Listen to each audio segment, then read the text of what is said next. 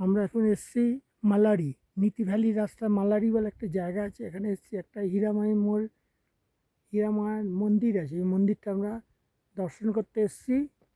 পুরো ভ্যালিটা পাহাড়ের মধ্যে মন্দিরটা, আর পুরো একদম বরফে ঢাকা, বড় বড় সব পাহাড়, সব বরফে ঢাকা পাহাড়। এই সামনে একটা পাহাড়,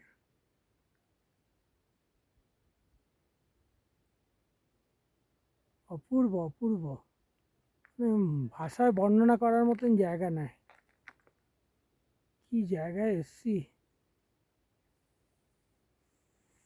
চারদিকে খালি বরফে মোড়া। মন্দিরের গেট থেকে মন্দির পর্যন্ত প্রায় 1 কিলোমিটার মতন হাঁটতে হবে, হেঁটে তবে মন্দিরে। আমরা এখন হাঁটা রাস্তা দিয়ে যাচ্ছি। দেবিকা কাকা কাকিমা আগে যাচ্ছে, আমি পেছনে যাচ্ছি। একটু ছবি তুলতে তুলতে যাচ্ছি বলে একটু দেরি হচ্ছে আমার।